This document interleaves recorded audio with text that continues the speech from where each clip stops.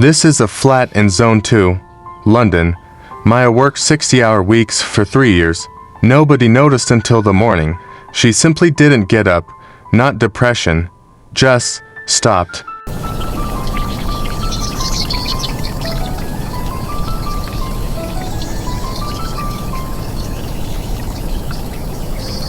Six months ago, I was the person who did work on Sundays and felt good about it. Not martyred about it, genuinely fine.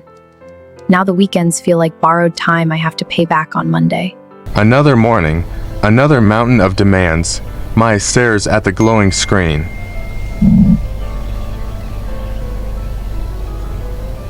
Hi, it's me. I'm so sorry. I've woken up with a terrible migraine. I don't think I'm going to make it in today. Oh no, feel better. No, I'll keep an eye on emails. Don't worry about me.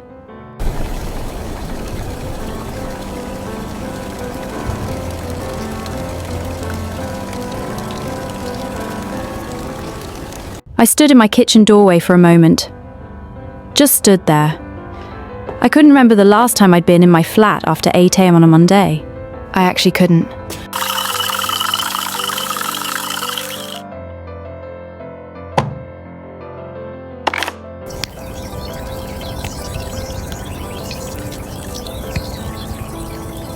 I sat down with my tea and opened my laptop. Obviously. Because what else would I do? I was reading the email thread I'd missed before I'd even tasted the tea, before it had even finished steeping. The call ended with a lie, but the guilt lingers as the messages pour in.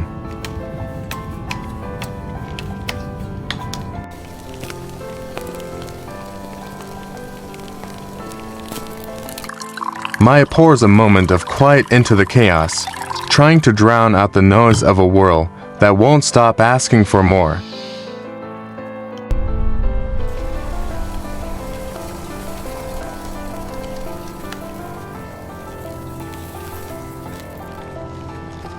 I sat there, with the tea, not doing anything, which sounds simple. I sat there and waited for the urge to pick up my phone or open the laptop, and the urge just took longer than usual. That felt like information.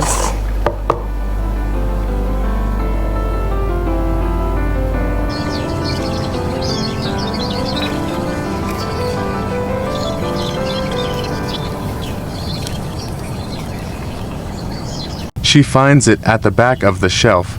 Letters from a Stoic. She opens to the middle, reading slowly, finally stopping long enough to actually see.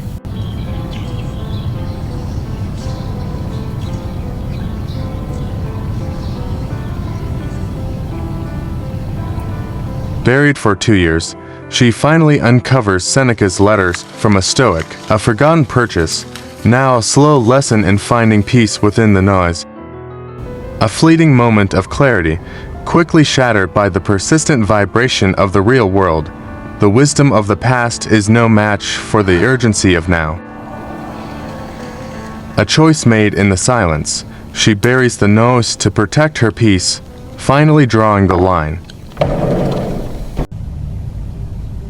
The world demands an answer, but she chooses herself instead. Silence isn't just an escape, it's her cure.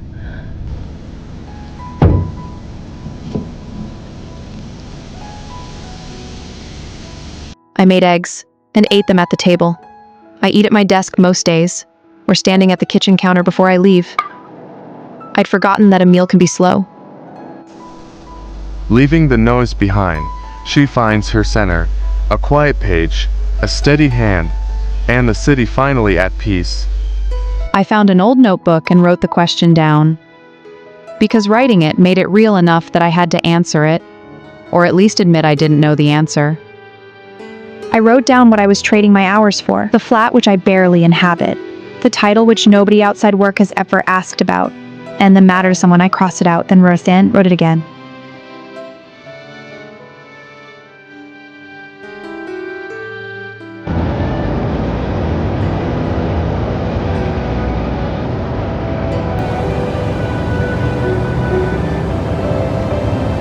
Around 11, I put on jeans and went outside. I hadn't planned it. I was just suddenly in my hallway with my keys. My body had decided it needed something and went to find it without checking with me first. I've been ignoring my body for so long it had to take matters into its own hands. The mind is its own place. Maya closes her journal, choosing the path of a calm soul. In the movement of the city, she finds her stillness. Not every call needs an answer. Sometimes, the best response is simply being present. I sat on a bench for about 20 minutes, without my phone. It felt initially like trying to meditate in a room where the walls are too familiar. And then it stopped feeling anything specific and started just feeling like outside. Ink meets paper, and the weight finally lifts. Maya writes her own story now, one quiet breath at a time.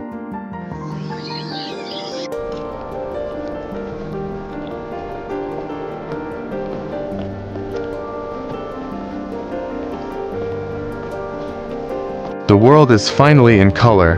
Maya sees the art she's walked past 1,000 times, but never truly noticed. In the stillness of a slow walk, the city reveals its secrets. She isn't just passing through anymore. She is finally home within herself.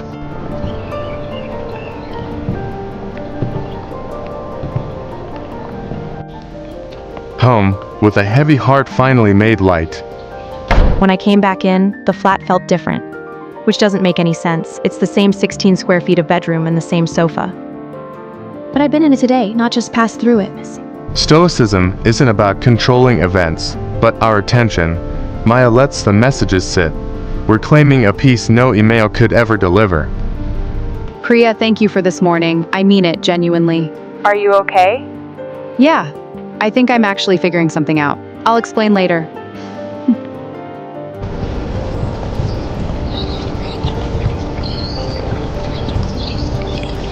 At 3 p.m., my manager would usually check in.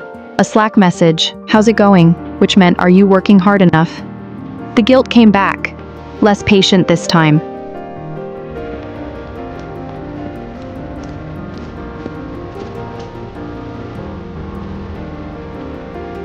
I'd filled most of the journal by 4 p.m. Questions, mostly, some answers. One observation that made me laugh out loud alone in my kitchen: I need to eat at the table more often. Nourish the body that carries you. Today, Maya finally steps away.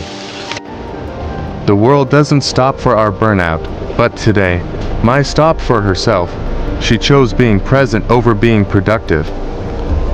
I messaged Priya honestly, which is different from messaging her professionally. She replied in 40 seconds with "Take tomorrow slowly too."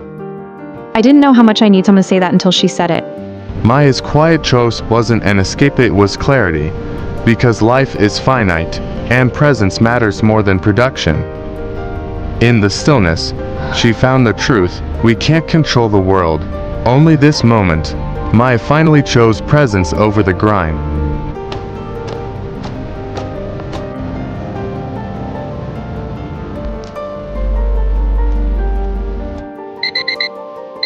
The sun rises, and for the first time, she doesn't reach for the nose, a soul in harmony with its own rhythm. One breath, the start of a new, quiet power. Stoicism isn't about having less, it's about needing less. Maya enjoys her morning, not as a countdown to a deadline, but as a gift that belongs only to her. She steps out, not to perform, but to simply be.